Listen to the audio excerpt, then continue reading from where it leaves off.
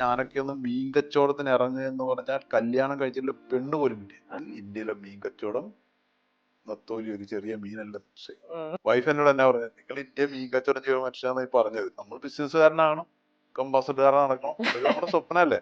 ഞാൻ എന്തൊക്കെ നഷ്ടം വന്നാലും ഞാൻ എക്സ്പോർട്ടർ, ഗമ വേറെ അല്ലേ.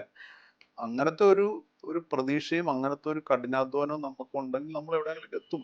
മറ്റുള്ളവരെന്ത് പറയുന്നു, അവരെന്ത് വിചാരിക്കും, ഇങ്ങനത്തെ ഒരു സാധനത്തിന് ഒരു ശതമാനം പോലും നോക്കാത്തവരാണ് നമ്മൾ ചെയ്യുന്നതേ. നമ്മുടെ രാജ്യത്തിന്റെ നിയമങ്ങൾക്കും നമ്മുടെ മനസാക്ഷിക്കും ശരിയാണെങ്കിൽ നമ്മൾ പിന്നെ ആരെയാന്ന് പരാജയം, ആരെ ഭയക്കണം, ആരെ ഭയക്കണം. പച്ച മീനിനെ കമ്പ്യൂട്ടറൈസ് ചെയ്ത് വലയിൽ നിന്ന് ഇന്റർനെറ്റിലേക്ക് എത്തിച്ച് മീനിനെ തന്നെ ജനകീയമാക്കിയ കടൽ വ്യാപാരി.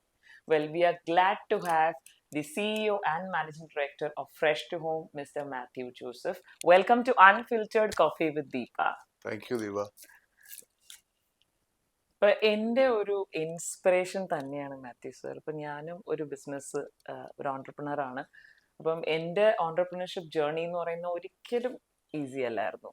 അപ്പൊ ഞാൻ എപ്പോഴും ഇങ്ങനെ ബിസിനസ്സുകാരെ കൂടുതൽ അറിയാൻ ശ്രമിക്കാറുണ്ട്. അപ്പൊ ഇന്നത്തെ തലമുറയ്ക്ക് എസ്പെഷ്യലി യുവ സംരംഭകർക്ക് അവർക്കൊരു ഇൻസ്പിറേഷനായി തിളങ്ങി നിൽക്കുന്ന ഒരു പേഴ്സണാലിറ്റി തന്നെയാണ്. അപ്പം സാറിന്റെ ചുവടുവെപ്പുകളെ കുറിച്ചൊന്ന് സംസാരിക്കാമോ? ഞാൻ ഏതെങ്കിലും തരത്തിൽ ഇൻസ്പിറേഷൻ ആയിട്ടുണ്ടെങ്കിലേ എനിക്ക് തോന്നുന്നതിന് ഏറ്റവും വലിയ പ്രധാന കാരണം ഒരു ഗ്ലാമറും ഇല്ലാതിരുന്ന, ആർക്കും വേണ്ടാതിരുന്ന, ഇതിനെ കൊണ്ടൊരു ബിസിനസ് വേറെ ലെവലാക്കാൻ പറ്റുമോ എന്ന് ആരും സങ്കല്പിക്കാൻ പോലും പറ്റുമേലായിരുന്ന മീനിനെ ഇങ്ങനത്തെ ഒരു ലെവലിലാക്കാൻ പറ്റിയതിൽ നിന്ന് അടുത്ത തലമുറയ്ക്ക് മീനിലും പ്രതീക്ഷകളുണ്ട്.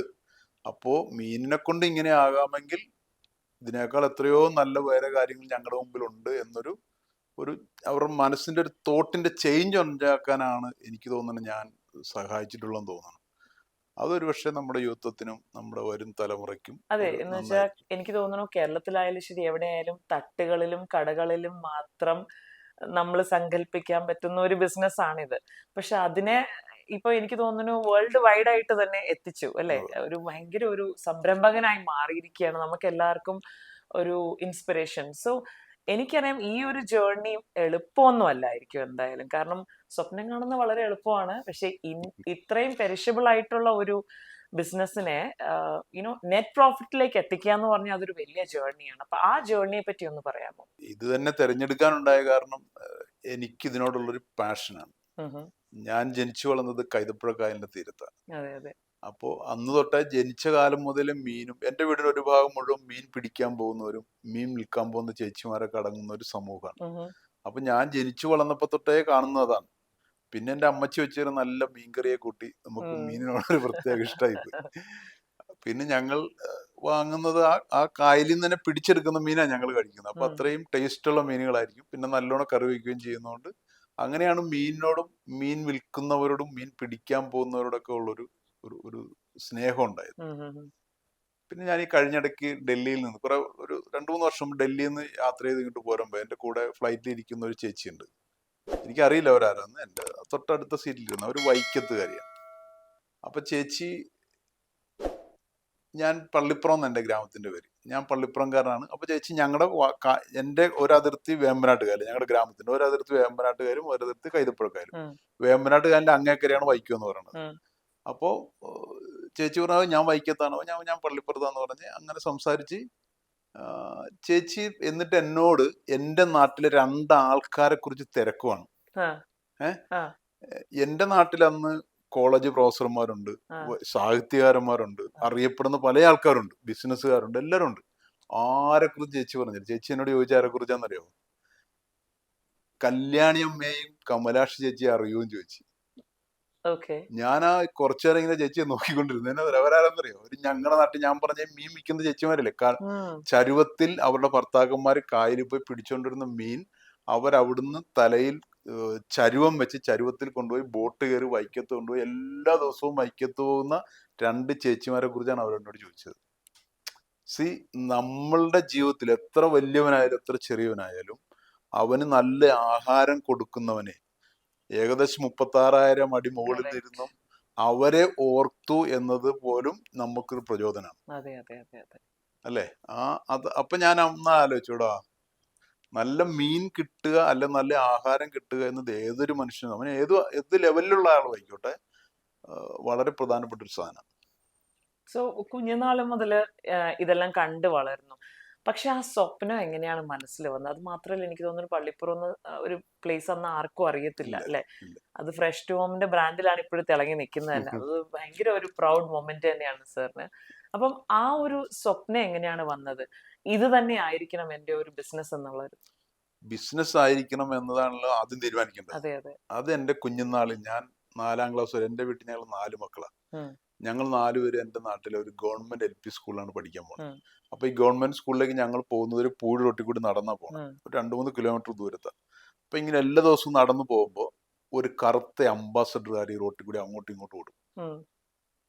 അപ്പൊ ഞാൻ നോക്കുമ്പോ ഈ സൈഡിൽ നിൽക്കുന്ന ആൾക്കാർ ഈ കാറ് പോകുമ്പോൾ എഴുന്നേറ്റ് നിൽക്കും, കൈ തൊഴുതും, കൈ പൊക്കി കാണിക്കും. അപ്പൊ ഈ കാറിനകത്ത് ഇങ്ങനെ ചേട്ടൻ ഇടയ്ക്കൊക്കെ ഒന്ന് കൈ വെക്കും. ആ, അപ്പൊ ആ മനുഷ്യനോട് എല്ലാവർക്കും ഭയങ്കര ബഹുമാനം. ഉം, ഉം, അപ്പൊ ഞാൻ എൻ്റെ ചാച്ചനോട് ചോദിച്ചു, ചാച്ച ഇത് ആരാന്ന് ചോദിച്ചു. അപ്പൊ ചാച്ചമ്മായി, മോനെ അത് നമ്മുടെ നാട്ടിലെ ബിസിനസ്സുകാരനാന്ന് പറഞ്ഞു. ഉം, ഉം, എന്താണ് ബിസിനസ് എന്നോ എന്താണ് ബിസിനസ്സുകാരനോ ഒന്നും എനിക്കറിയില്ല. ഉം, പക്ഷെ ആ കൊച്ചിലെ ഓർമ്മയിൽ എനിക്കൊരു കാര്യം മനസ്സിലായി. ഉം, എന്റെ നാട്ടിൽ അന്ന് ഞാൻ ഇപ്പോഴും വില്ലേജ് ഓഫീസർമാരുണ്ട്, ഉം.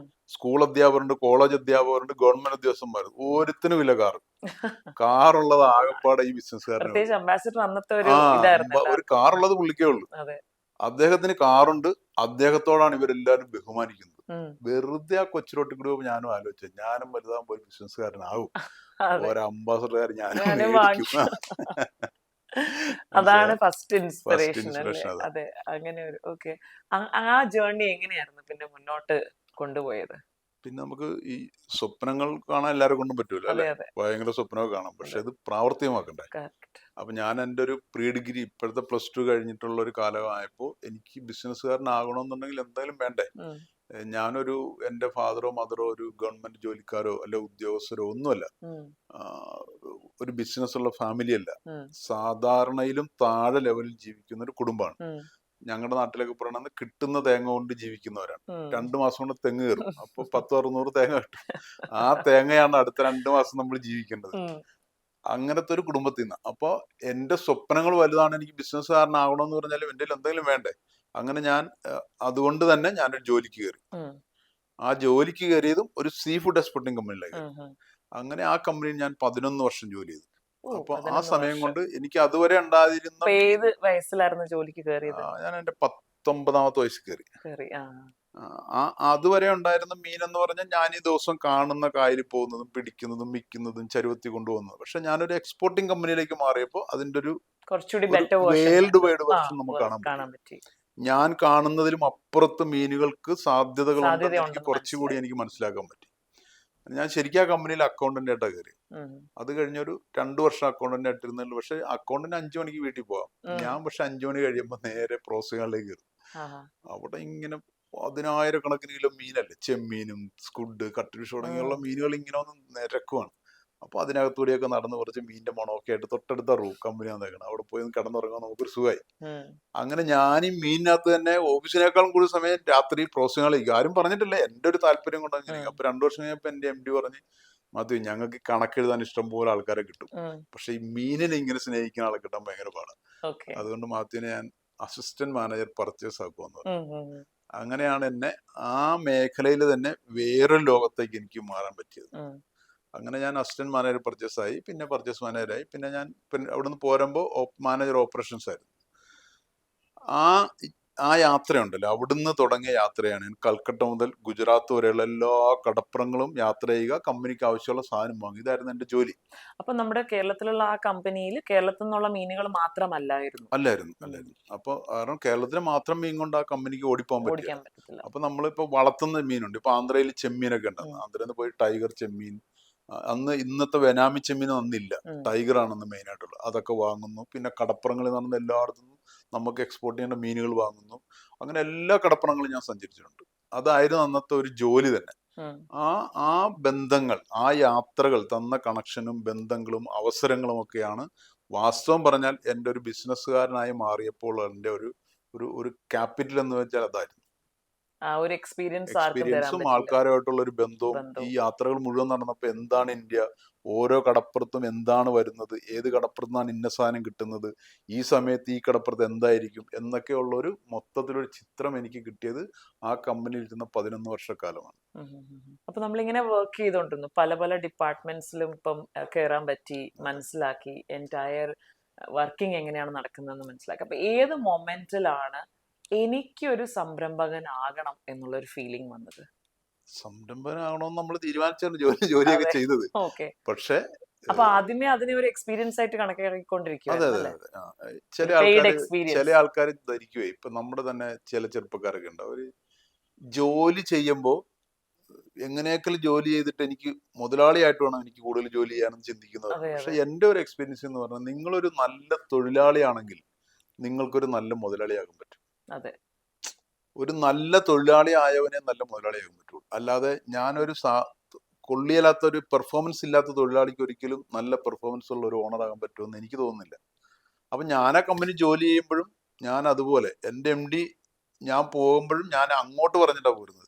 അതെന്ന് വെച്ചാൽ ഇങ്ങനെ ബിസിനസ്സുകാരനാകണമെന്ന് അകത്ത് ഇങ്ങനെ മൂത്തോണ്ടിരിക്കുകയാണല്ലോ. അപ്പൊ അതിനിടയ്ക്ക് ഇങ്ങനെ നമ്മൾ ബിസിനസ്സിന് അന്ന് ഇന്നത്തെ പോലെ യൂട്യൂബ് ഒന്നുമില്ല. അപ്പൊ ബിസിനസ്സുകാരെ കുറിച്ച് പഠിക്കുക, വായിക്കുക, അതിങ്ങനെ മനസ്സിൽ കുത്തിക്കേറി അവസാനം നമുക്ക് പറയാലോ, ഒരു പിന്നെ നിമിഷം എത്തും നിവർത്തിയില്ലാത്ത പറ്റത്തില്ല, ആ ഒരു സമയത്ത് നിമിഷത്തിലായിരിക്കും വിട്ടത്. ഒരു സമയത്തെത്തിയാൽ പിന്നെ നമുക്ക് അവിടെ നിൽക്കാൻ പറ്റത്തില്ല. പറ്റുന്നില്ല. അത് പിന്നെ സ്വന്തമായിട്ട് ചെയ്തേ പറ്റുള്ളൂ തീരുമാനിച്ചു. അപ്പൊ ഈ സമയത്തൊക്കെ മാത്യു സാറ് ഫണ്ടൊക്കെ മാറ്റിക്കൊണ്ടിരിക്കുവായിരുന്നു, സേവിങ് ആയിരുന്നു? ഒരു ഫണ്ടുമില്ല. ഒന്നുമില്ല. അതാണ് എല്ലാവർക്കും അറിയേണ്ടത്. ഞാൻ ഓർത്തിരുന്നത് ഞാൻ ഈ 10 വർഷം ജോലി ചെയ്യുമ്പോൾ ഓരോ വർഷവും ഞാൻ ഇത്ര രൂപ മാറ്റും. മാറ്റിവെച്ച് അവസാനം ഞാൻ ഇതൊക്കെ ആയിട്ട് ഇങ്ങോട്ട് ഇറങ്ങും എന്നൊക്കെ ധരിച്ചാണ് ഞാൻ കുറെ നാൾ അങ്ങനെ ജീവിച്ചത്. പക്ഷെ അപ്പോഴെനിക്ക് മനസ്സിലായി എന്റെ ജീവിത നിലവാരത്തിനും എന്റെ വീട്ടിലെ സാഹചര്യത്തിനും എനിക്ക് അങ്ങനെ മിച്ചം വെക്കാനൊന്നും പറ്റുന്നില്ല. അപ്പൊ മിച്ചം വെച്ചിട്ട് ഇറങ്ങാമെന്ന് ഉണ്ടായിരുന്നു? എനിക്ക് ചാച്ചൻ, അമ്മച്ചി, ഞങ്ങൾ 4 മക്കൾ. ഞങ്ങൾ മൂത്ത 3 പേര് ആണുങ്ങൾ, ഇളയതൊരു പെങ്ങള്. അപ്പം ഇത്രയും നാള് വർക്ക് ചെയ്ത് ഇപ്പൊ പൈസയൊക്കെ ഇങ്ങനെ മാറ്റി വെക്കുകയായിരിക്കും അല്ലേ? എല്ലാം ഫുൾ സേവ് ചെയ്ത് ഇങ്ങനെ ബിസിനസ് എപ്പോഴാണെങ്കിലും തുടങ്ങണം എന്നുള്ളൊരു ആഗ്രഹം ഉള്ളിലുണ്ട്. അങ്ങനെ ആയിരുന്നോ ആക്ച്വലി? എന്റെ മനസ്സ് വായിച്ച പോലെ ഉണ്ട്, അതിനു വേണ്ടിയിട്ടാണ് ഞാൻ ജോലി ചെയ്തത്. പക്ഷെ എന്റെ വീടിന്റെ സാഹചര്യവും എന്റെ സാമ്പത്തിക സ്ഥിതിയൊക്കെ വെച്ച് നോക്കിയിട്ട് ഒരു വർഷവും ഒരു പൈസയും മാറ്റി വയ്ക്കാൻ എന്നെ കൊണ്ട് പറ്റിയില്ല. എന്റെ മനസ്സിൽ അങ്ങനെ ആയിരുന്നു, ഓരോ വർഷം ഇത്ര പൈസ മാറ്റി വയ്ക്കണം, എന്നിട്ട് ഇത്ര ലക്ഷം രൂപ ആകുമ്പോൾ സ്വന്തമായിട്ട് ബിസിനസ് തുടങ്ങണം എന്നൊക്കെ പറഞ്ഞിട്ടാണ് ജോലിക്ക് കയറിയത്. പക്ഷെ ഒരു പൈസ പോലും മാറ്റി വയ്ക്കാൻ പറ്റിയില്ല. എന്നാൽ വീട്ടിൽ എനിക്ക് ചാച്ചൻ, അമ്മച്ചി, ഞങ്ങൾ 4 മക്കളാണ്. മൂത്ത 3 ആണുങ്ങളും ഒരാള് ഏറ്റവും ഉള്ളത് പെങ്ങൾ. അവരെല്ലാരും വർക്ക് ചെയ്യുന്നുണ്ടായിരുന്നു? എല്ലാരും വർക്ക് ചെയ്യുക. അപ്പം അവരൊക്കെ അന്നേരം അവരൊന്നും വർക്ക് ചെയ്യുന്നില്ല, ചെറുതായിരിക്കും. ഞാൻ എനിക്ക് അന്നേരം 19 ദിവസം ജോലിക്കാരൻ അവരൊക്കെ പഠിച്ചോണ്ടിരിക്കുക. അങ്ങനെയാണ് ഞാൻ ആ കമ്പനിയിൽ നിന്ന് അവസാനം ഈ മനസ്സിങ്ങനെ പിടിവിടും എന്ന് കണ്ടപ്പോൾ ഞാൻ MD പറഞ്ഞു, സാറേ ഞാനൊന്ന് സ്വന്തമായിട്ട് എന്തെങ്കിലും ചെയ്യാൻ നോക്കുക, എനിക്കൊരു അതുകൊണ്ട് ഞാൻ ഇറങ്ങുവാന്ന് പറഞ്ഞു. ഞാൻ ചെല്ലുമ്പോൾ ആ കമ്പനി ഒരു ചെറിയ പാർട്ണർഷിപ്പ് ഫേമായിരുന്നു. ഞാൻ ഇറങ്ങുമ്പോൾ അതൊരു പബ്ലിക് ഇഷ്യൂ ഒക്കെ, അന്നത്തെ കാലത്ത് പബ്ലിക് ഇഷ്യൂ ഒക്കെ നടത്തി വലിയ ഒരു പബ്ലിക് ലിമിറ്റഡ് കമ്പനി ആയിരുന്നു. അവിടെ നിന്നാണ് ഞാൻ ഇറങ്ങുന്നത്. അങ്ങനെയാണ് അവിടുന്ന് ഇറങ്ങിയിട്ടാണ് ഞാൻ ബിസിനസ്സിലേക്ക് ഇറങ്ങാനുള്ള ഇത്. അപ്പൊ എങ്ങനെ തുടങ്ങി? അതിന്റെ ഫണ്ട് എങ്ങനെ? നിങ്ങൾ ഇറങ്ങുമ്പോ എന്റെ ഉണ്ടായിരുന്ന 15,000 രൂപയുണ്ട്. അന്നത്തെ തീരെ ചെറുതല്ല, അല്ല തീരെ ഒത്തിരി വലുതുമല്ല, എന്നാലും ഒരു 15,000 രൂപയുണ്ട്. അപ്പൊ ഞാൻ ഈ 15,000 രൂപ ഞാൻ തുടങ്ങണ എന്താന്ന് വെച്ചാൽ, ആദ്യം ഈ അരൂർ മേഖലയിലാണ് സീ ഫുഡ് എക്സ്പോർട്ടിങ് കമ്പനികളെല്ലാം ചെയ്തിരിക്കുന്നത്. അവിടെ ഏകദേശം ഒരു 100 ഫാക്ടറിയും 10-200 എക്സ്പോർട്ടേഴ്സ് ഒക്കെ ഉണ്ട്. അപ്പൊ അവർക്ക് റോ മെറ്റീരിയൽ കൊടുത്ത് തുടങ്ങാം. കാരണം എന്റെ കണക്ഷൻ മുഴുവൻ കടപ്പുറങ്ങളാണ്. അപ്പൊ അവർക്ക് റോ മെറ്റീരിയൽ വാങ്ങി, ഇപ്പൊ ഞാൻ എന്റെ കമ്പനി ചെയ്ത പോലെ മറ്റു കമ്പനികൾക്ക് സാധനം വാങ്ങി കൊടുക്കാം. അപ്പൊ അങ്ങനെ കൊടുക്കുമ്പോൾ എനിക്ക് 1 രൂപ കമ്മീഷൻ കിട്ടും. അങ്ങനെ ഒരു വരുമാനം ഉണ്ടാക്കാം എന്ന രീതിയിലാണ് ഞാൻ ഇറങ്ങുന്നത്. അപ്പൊ ഞാൻ ഈ 15,000 രൂപയും കൊണ്ട് ഞാൻ ചെമ്മീൻ വാങ്ങാനാണ് കടപ്പുറത്ത് പോകണമെങ്കിൽ ഒരു ദിവസത്തേക്ക് പോലും തികയില്ല. മീൻ വാങ്ങാൻ പോയാലും, ഇപ്പൊ നെയ്മീൻ വാങ്ങാൻ പോയാലും തികയില്ല. പക്ഷെ ഞങ്ങളുടെ അവിടുത്തെ ഒരു സിസ്റ്റം വെച്ചിട്ട് ഒരാഴ്ച അടുപ്പിച്ചെങ്കിൽ നമ്മളൊരു കമ്പനി ഇങ്ങനെ സപ്ലൈ ചെയ്താൽ മാത്രമേ നമുക്കൊരു ഒരാഴ്ച കഴിയുമ്പോൾ പൈസ തരും. അപ്പൊ ഈ ഒരാഴ്ച അടുപ്പിച്ച് സപ്ലൈ ചെയ്താൽ അവനൊരു ഔദ്യോഗിക സപ്ലയർ ആകാൻ പറ്റുള്ളൂ. അപ്പൊ ഞാൻ നോക്കിയിട്ട് ഒരാഴ്ച അടുപ്പിച്ചൂടെ കൊടുക്കണമെങ്കിൽ എന്റെ ഈ 15,000 രൂപ ഞാൻ അങ്ങനെ നോക്കി വന്നപ്പോ കക്ക ഇറച്ചി ഉണ്ടല്ലോ, ക്ലാം മീറ്റ്, കക്ക ഇറച്ചിക്ക് അന്ന് 15 രൂപയുള്ളൂ 1 കിലോയ്ക്ക്. അങ്ങനെ ഞാൻ ഇവിടുന്ന് മൊഹമ്മ എന്ന സ്ഥലമുണ്ട് ചേർത്തല, മൊഹമ്മ എന്ന സ്ഥലത്ത് പോയി കക്ക വാരാൻ പോകുന്ന ആളുടെ വീട്ടിൽ പോയി അവരവിടെ വീട്ടിൽ കൊണ്ടുവന്ന് പുഴുങ്ങി കക്കയിറച്ചി ആക്കുന്ന ആൾക്കാരാണ്.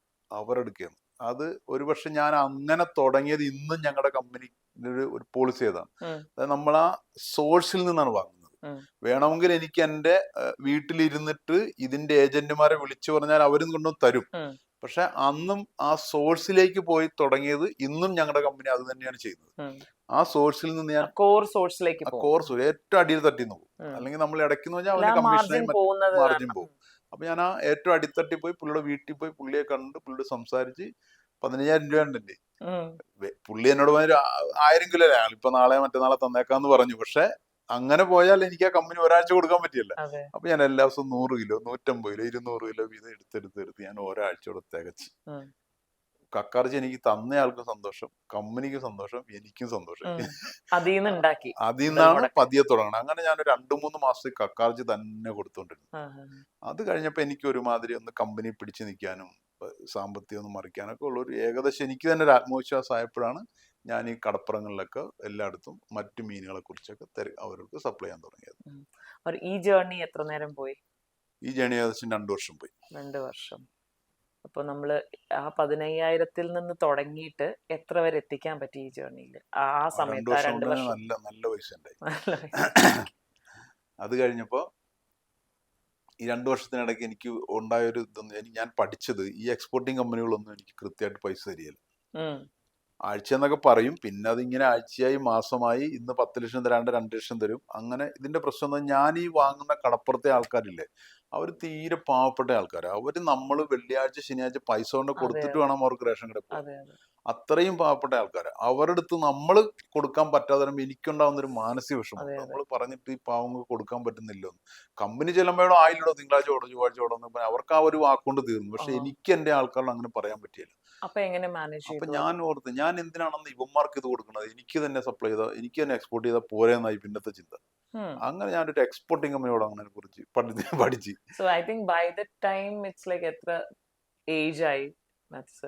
അന്നേരം എനിക്ക് 32-33 വയസ്സായി.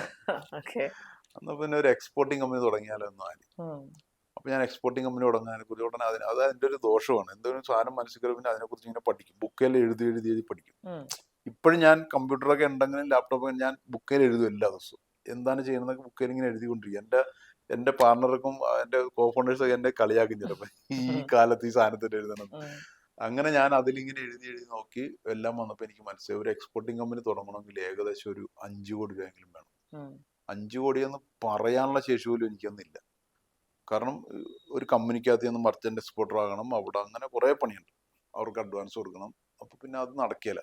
അങ്ങനെ ഇരിക്കുമ്പോൾ എൻ്റെ ഫ്രണ്ട് പറഞ്ഞേ ദുബായിൽ പച്ചമീനിന് നല്ല മാർക്കറ്റാന്ന് പറഞ്ഞു. പച്ചമീൻ ഫ്രീസ് ചെയ്യുന്നുണ്ട്, വെറുതെ പച്ചമീൻ. അങ്ങനെ ഞാൻ ഇവിടുന്ന് ഇച്ചിരി പൈസ ഒക്കെ ഒപ്പിച്ച് നേരെ ദുബായ്, അതാണ് എൻ്റെ ജീവിതത്തിലെ ആദ്യത്തെ വിദേശ യാത്ര. അങ്ങനെ ഞാൻ ഇവിടുന്ന് ദുബായ് പോയി. ദുബായ് ചെന്ന്, ദുബായ് എന്ന് കേൾക്കുമ്പോൾ നിങ്ങളോർക്കും ഞാൻ ദുബായിലെ 5 സ്റ്റാർ ഹോട്ടൽ, ദുബായിലെ 5 സ്റ്റാർ ഒന്നുമല്ല. ദുബായിൽ പോയി അവിടുത്തെ മീൻ മാർക്കറ്റിലെ പോയി. ഇപ്പൊ അവിടെ ഒരു വാട്ടർ ഫ്രണ്ട് മാർക്കറ്റ് ഉണ്ട്.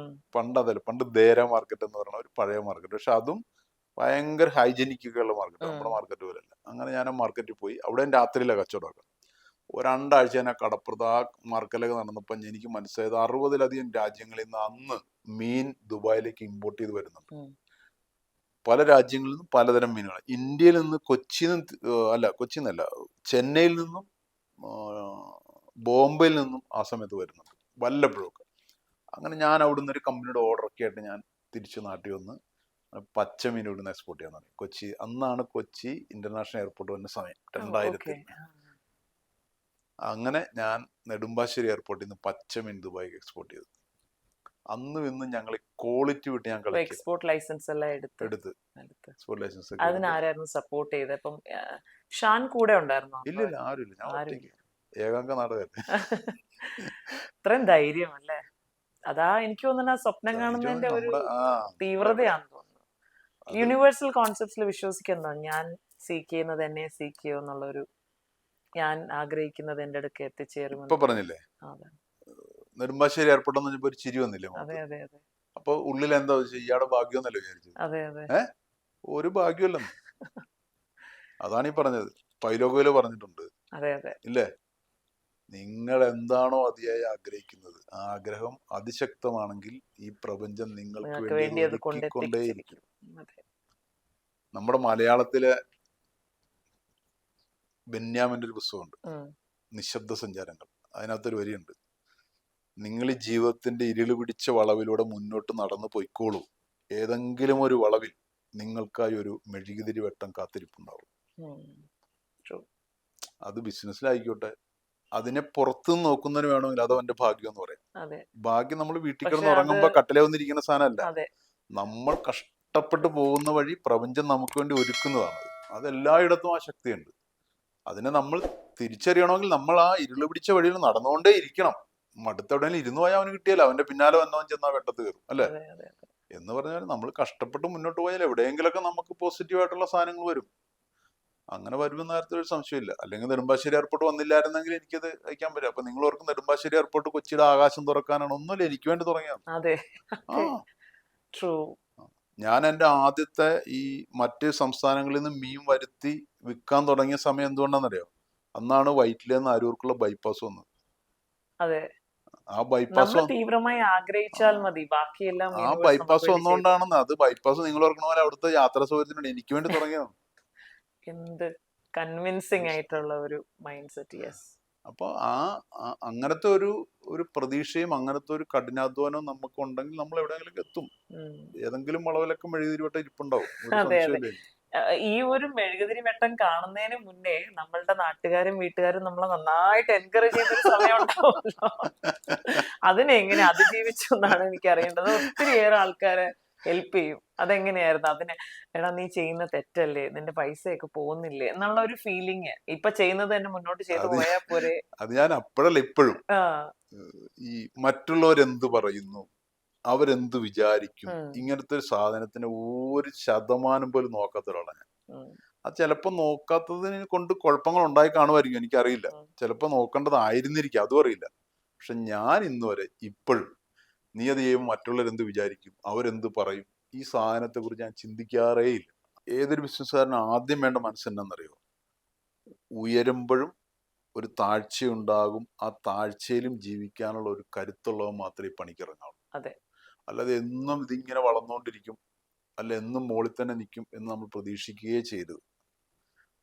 ആ രണ്ട് മുകളിലും താഴെയും എവിടെ പോയാലും എൻ്റെ മനസ്സിനൊരു ചേഞ്ച് ഉണ്ടായാൽ എൻ്റെ മനസ്സ് അങ്ങനെ തന്നെ ആയിരിക്കുമെന്ന വേണോ കല്ലുള്ള മനസ്സ്. അതുപോലെ ഇച്ചിരി കരുത്തുള്ളവനെ കൊണ്ടേ പണിക്ക് പറ്റുള്ളൂ. അല്ലാണ്ട് ഒരു ചെറിയ താഴ്ച വരുമ്പോൾ, ഒരു വിഷമം വരുമ്പോൾ, ഒരു തകർച്ച ഉണ്ടാകുമ്പോൾ പതറിപ്പോണ ഒരാൾക്ക് ബിസിനസ്സുകാരനാകാനേ പറ്റിയില്ല. അപ്പൊ അതുകൊണ്ട് തന്നെ ഞാനിപ്പോ ഒരു ബിസിനസ്സുകാരൻ, എനിക്കൊരു തകർച്ച ഉണ്ടായാൽ ഇപ്പൊ ഞാൻ ഫ്രഷ് റൂം, നിങ്ങൾ എന്നെ വിളിച്ചോടെ ഇരുത്തി കാര്യങ്ങളൊക്കെ ചോദിക്കുന്നു. നാളെ ഫ്രഷ് റൂമിന് എന്തെങ്കിലും സംഭവിച്ചു കഴിഞ്ഞാൽ ഇതേ ആൾക്കാർ തന്നെ എന്ത് പറയും? ഇല്ലേ?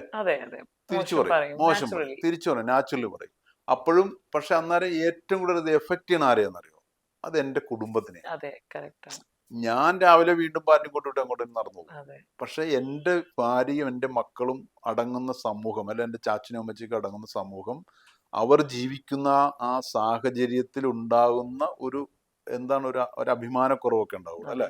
അപ്പൊ അവരാണ് ഇതിന്റെ ദോഷവശം വരുമ്പോ ഏറ്റവും കൂടുതൽ വിഷം അനുഭവിക്കുന്നത്. അപ്പൊ അങ്ങനെയുള്ളവർ എന്നോട് പറയുവാണ്, യു ഗോ അഹെഡ്. ഞാൻ പിന്നെ വേറെ ആരും പറഞ്ഞ് കേൾക്കാൻ നോക്കേണ്ട കാര്യമുണ്ടോ? ആ സമയം കല്യാണം കഴിച്ചിരുന്നു. ഭാര്യയുടെ ഒരു ആശയമാണ് ലൈഫിനെ ചേഞ്ച് ചെയ്തതെന്ന് നമ്മൾ ഇന്റർവ്യൂല് കണ്ടായിരുന്നു. അതിങ്ങനെ പല പല തകർച്ചകളുണ്ടായി. ഒരു ലാസ്റ്റ് തകർച്ച ഉണ്ടായപ്പോഴാണ് വൈഫിന്റെ ഒരു ഇതുണ്ടായത്. തകർച്ചകൾ ഇഷ്ടം പോലെ ഇങ്ങനെ ഉണ്ടാവുമല്ലോ, അത് ബിസിനസ് അല്ലേ, അങ്ങോട്ട് തീർച്ചയായും. അപ്പൊ വീടിനെ എങ്ങനെ കൊണ്ടുപോകായിരുന്നു? ഒരു ഓൾട്ടർനേറ്റ് ഇൻകം എന്നൊരു സംഭവം ഇല്ല അവിടെ. ഇല്ല. അപ്പൊ അത് എങ്ങനെയാണ് അതിനെ നിലനിർത്തി? ഞാൻ ഈ 10 വർഷത്തോളം ഞാൻ ഈ പച്ചമീൻ എക്സ്പോർട്ട് ചെയ്തായിരുന്നു. ആ സമയത്തൊക്കെ ഞാൻ ഇഷ്ടംപോലെ പൈസ ഉണ്ടാക്കി. ലോറികൾ വാങ്ങി, ലോറി അതിനു മുമ്പ് വാങ്ങിയായിരുന്നു. ഞാൻ ഈ കമ്പനികളിൽ കൊടുക്കുമ്പോൾ വലിയ ലൈലാൻഡിന്റെ ഇൻസ്റ്റേറ്റ് ലോറികൾ വാങ്ങി, കാറ് വാങ്ങി, വണ്ടി വാങ്ങി, ഇഷ്ടംപോലെ വണ്ടികളൊക്കെ ഉണ്ടായി, സ്ഥലങ്ങൾ വാങ്ങി, അങ്ങനെ കുറേ സാധനങ്ങൾ പെര വെച്ച് എല്ലാം വലിയ രീതിയിൽ ജീവിച്ചു. 10 വർഷം കഴിഞ്ഞപ്പോഴാണ് ഫ്രഷ് എക്സ്പോർട്ട് തകർന്ന് തരിപ്പണമായിട്ട്. അത് എൻ്റെ ഒരു മാത്രം കുഴപ്പം കൊണ്ടല്ല, അമേരിക്കയിൽ ബാങ്കുകൾ പൊട്ടിയുണ്ടായ ഒരു സാമ്പത്തിക തകർച്ചയുണ്ട് 2008 ആരംഭിച്ചു. അതിന്റെ ആഫ്റ്റർ ഇഫക്ട്സ് ആയിരുന്നു. ഞാൻ എക്സ്പോർട്ട് ചെയ്യുന്ന രാജ്യങ്ങളെയും ബാധിച്ചു, ഭയങ്കരമായിട്ട് പ്രശ്നമായി. അങ്ങനെ ഞാൻ ഇത്രയും വർഷം കൊണ്ടുണ്ടാക്കിയ സ്ഥലങ്ങൾ, കാറുകൾ, വണ്ടികൾ, ലോറി എല്ലാം പറ്റി. മലയാളത്തിൽ പറഞ്ഞു, ഒരു ഗതിയും പരഗതിയില്ലാത്തവിടെ. മനസ്സിലായി? ഞാൻ താമസിക്കുന്ന വീടും എൻ്റെ പറമ്പ് ഒഴിച്ച് ബാക്കി എല്ലാം പോയ അവസ്ഥയിലായി. അങ്ങനത്തെ അവസ്ഥയിലാണ് ഞാൻ ഞാനും വൈഫും 2 മക്കളും ഞങ്ങൾ ഇരുന്ന് അത്താഴം കഴിക്കുമ്പോൾ വൈഫ് എല്ലാ ദിവസവും അറിയുന്നുണ്ടോ അത് വിൽക്കുന്നത് ഇത് വിൽക്കുന്നത് എല്ലാം വിൽക്കുന്നത് അറിയുന്നുണ്ടല്ലോ. അപ്പോൾ വൈഫിനോട് ഞാൻ പറഞ്ഞു എന്താണ് ഇപ്പോഴത്തെ സിറ്റുവേഷൻ. ഇപ്പൊ നമ്മൾ ഇവിടുന്ന് 100 രൂപയ്ക്കാണ് വാങ്ങുന്നത്, ഇവിടെ 100 രൂപയിലെ താഴേക്ക് ഇവിടുത്തെ വില പോകുന്നില്ല. പക്ഷെ നമ്മൾ വാങ്ങുന്ന രാജ്യങ്ങൾ എല്ലാ ദിവസവും അവർക്ക് വാങ്ങൽ ശേഷി കുറഞ്ഞുകൊണ്ടേയിരിക്കുകയാണ്. നമ്മൾ 100-ന് വാങ്ങിയിട്ട് നമ്മൾ അവർക്ക് 90-ന് കൊടുക്കുകയാണ്. പക്ഷെ കണ്ടിന്യൂറ്റി വേണം, നമുക്ക് അവരുടെ ബിസിനസ് മാറി അവരെ മെയിൻറ്റെയിൻ ചെയ്ത് പോകണ്ട, നമ്മുടെ ബയേഴ്സ് അല്ലേ. അപ്പൊ വൈഫ് എന്നാരും ചോദിച്ചേ എന്തിനാണ് പിന്നെ നമ്മൾ ഈ വില കൂടിയ രാജ്യത്ത് നിന്ന് എടുത്ത് വില കുറഞ്ഞ മാർക്കറ്റ് രാജ്യങ്ങൾക്ക് കൊടുക്കുന്നത്? നമ്മുടെ ഈ വില കൂടിയ മാർക്കറ്റിൽ തന്നെ വിറ്റുകൂടെ? അത്രയും നാളും ഞാൻ ആരായിരുന്നു അറിയാമോ? ഞാൻ എന്തൊക്കെ നഷ്ടം വന്നാലും ഞാൻ എക്സ്പോർട്ടറാണ്, ഗമ വേറെ അല്ലേ. വൈഫ് എന്നോട് എന്നാ പറഞ്ഞത്, നിങ്ങൾ ഇന്ത്യ മീൻ കച്ചവടം ചെയ്യുന്ന മനുഷ്യനാണ് ഈ പറഞ്ഞത്. ഇന്ത്യയിൽ മീൻ കച്ചവടം എന്ന് പറഞ്ഞാൽ എന്റെയൊക്കെ നാട്ടിൽ ഞാനൊക്കെ ഒന്ന് മീൻ കച്ചവടത്തിന് ഇറങ്ങുക എന്ന് പറഞ്ഞാൽ കല്യാണം കഴിച്ചിട്ടുള്ള പെണ്ണ് പോലും കിട്ടിയത്.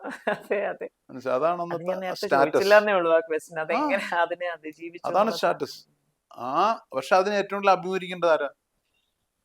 എന്റെ വൈഫും എന്റെ മക്കളുമാ. എന്റെ മോൻ സ്കൂളിൽ പഠിക്കുന്ന വേറെ ഗമയല്ലേ.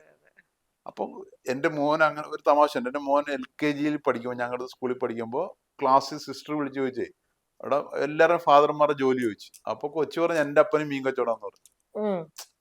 അപ്പൊ ഞാൻ എക്സ്പോർട്ട് ചെയ്യണ സമയത്താണ്. അപ്പൊ ഒരു ദിവസം അവിടെ സ്കൂളിലെ വാർഷികത്തിന് ഞങ്ങളെല്ലാം ചെല്ലുക. അപ്പൊ ഈ സിസ്റ്റർ വാതിൽക്കൽ നിൽപ്പുണ്ട്. അപ്പൊ ഞാനും വൈഫും ഒരു കാറ് നിർത്തിയിട്ട് അങ്ങോട്ട് ഇറങ്ങി ചെല്ലും. അപ്പൊ ഈ സിസ്റ്റർ ഇങ്ങനെ താടിക്ക് എടുത്തിട്ട് ഞാൻ എന്താ സിസ്റ്റർ, അല്ലടാ ഞാൻ നിന്റെ മാനോട് മീൻ കച്ചവടം, അപ്പൊ നീ ഒരു MIT വരുമെന്ന് ഞാൻ ഓർത്തെന്ന് പറഞ്ഞു.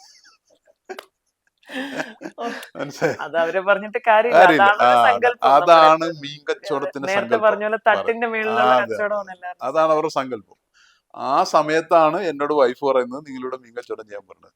അത് വന്നാൽ ഉണ്ടാകുന്ന വിഷമാർക്കാ ഏറ്റവും കൂടുതൽ അവർക്ക് അനുഭവിക്കുന്നത്. പക്ഷെ അവര് തന്നെ പറയുവാന്നേ മീൻ കച്ചവടം ചെയ്യാൻ പറഞ്ഞ പിന്നെ ഞാൻ മുമ്പ് പറഞ്ഞു പിന്നെ ഗോയഹെഡാണ്, പിന്നെ എന്ത് നോക്കാനാ.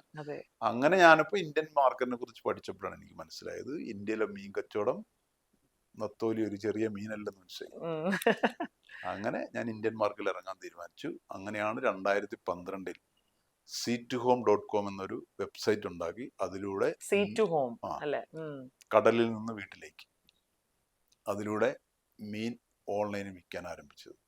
അന്നും ഞാൻ ഒറ്റയ്ക്കായിരുന്നു. അങ്ങനെ 2012 അന്ന് വെബ്സൈറ്റ് ഒക്കെ നമുക്ക് ഇങ്ങനെ അപൂർവമായിട്ടുള്ള അത് ഞാൻ എന്റെ അനിയന്റെ ഒരു സുഹൃത്തുണ്ട് പനമ്പള്ളി എന്നല്ല, അവരെ കൊണ്ടാണ് ചെയ്യിച്ചത്. അങ്ങനെയാണ് 2012 മീൻ കച്ചവടം ഓൺലൈനിൽ എത്തിച്ചത്. അന്ന് എനിക്ക് 2 ലക്ഷം 3 ലക്ഷം 2 പൈസയായി അന്നത്തെ കാലത്ത്. അപ്പൊ അത് ഒരു എക്സ്പീരിയൻസും ഇല്ലാതെ ഒരു എന്താ പറയുക ഒരു സാങ്കല്പികമായ ഒരു ലോകത്തേക്ക് എന്നാൽ വർക്ക് ചെയ്യുമെന്ന് തോന്നി, ജസ്റ്റ് ഒരു ഗട്ട് ഫീലിംഗിൽ തുടങ്ങി. അപ്പൊ അന്നും ആ 2 ലക്ഷം രൂപ തകർന്നു നിൽക്കുമ്പോൾ വളരെ അത്യാവശ്യമുള്ള ഒരു എമൗണ്ട് ആണ്. അപ്പൊ അതൊക്കെ എങ്ങനെ മാനേജ് ചെയ്യാനും ആ ഒരു ശക്തി അല്ലേ, അതാണ് അത് നമ്മുടെ ആഗ്രഹത്തിൽ നിന്നുണ്ടാകുന്നതാണ് എനിക്ക് തോന്നണം അല്ലേ. ആഗ്രഹത്തിൽ നമ്മുടെ ആഗ്രഹം നമ്മൾ ചിലപ്പോ നമ്മുടെ മനസ്സിനൊക്കെ പിടിച്ചാൽ ആഗ്രഹങ്ങൾ നമ്മുടെ സ്വപ്നങ്ങൾ നമ്മളെ ഉറക്കിയില്ലെങ്കിൽ അത് അതാണ് സ്വപ്നം അല്ലേ, അതാണ് സ്വപ്നം. നിങ്ങളെ ഉറക്കം കെടുത്തുന്നതാണ് സ്വപ്നം എന്ന് പറയുന്നില്ലേ IPJ പറയണ പോലെ. അതായിരിക്കും അങ്ങനത്തെ ഒരു ഇതിൽ നിന്നാണ് എന്റെ തകർന്നിന സമയത്ത് ഞാൻ 3-4 ലക്ഷം രൂപ ഇതിനു വേണ്ടി മാറ്റിവെച്ചത് എന്ന് വേണം. എന്റെ ഒരു എക്സ്പീരിയൻസ് എന്ന് പറയുമ്പോൾ ഞാൻ പല ബിസിനസ് ചെയ്ത് തകർന്ന് വല്ലാത്ത രീതിയിൽ പോയിട്ടുണ്ട്. പക്ഷെ അവിടെ നമ്മൾ ഇങ്ങനെ ഇപ്പൊ എംപ്ലോയീസ് ആണെങ്കിലും ശരി, പലവരും നമ്മളെ കുറ്റപ്പെടുത്താൻ വരും, ചിലപ്പോൾ സാലറി സമയത്തിന് പോകാം. ആ സമയത്ത് നമുക്ക് ചില രീതിയിൽ ഒരു ഗിൽറ്റ് ഫീലിംഗ് ചെയ്യും, നമുക്ക് പറ്റാത്ത കാര്യം നമ്മൾ ചെയ്തത്. അതൊക്കെ ഒരു കോമൺ ഫീലിംഗ് ആണല്ലേ എല്ലാവർക്കും ഉണ്ടാവും. പക്ഷെ നമ്മൾ ബിസിനസ്സുകാരനാകണം, അംബാസഡർ നടക്കണം, അതൊക്കെ നമ്മുടെ സ്വപ്നല്ലേ. പിന്നെ കുറച്ചൊരു വലുതായപ്പോഴാണ് ധീരുഭായ് അംബാനി ചങ്കി കയറി. നല്ലൊരു എക്സ്പീരിയൻസ് ആയിരുന്നല്ലേ, കാണണം എന്ന് പറഞ്ഞ് ഇങ്ങോട്ട് പോകണം. പിന്നെ ധീരുഭായ് അംബാനി മുന്നേ നടക്കുവാണ്. അങ്ങനെ ധീരുഭായ് ആ ഒരു സാധനം മനസ്സിൽ കിടക്കുന്നതുകൊണ്ടായിരിക്കും ചിലപ്പോ നമ്മൾ ഈ കഷ്ടപ്പാടിന്റെ ഇടയിലൊക്കെ ഇങ്ങനെ പോകുന്നത്. മനസ്സിലായി.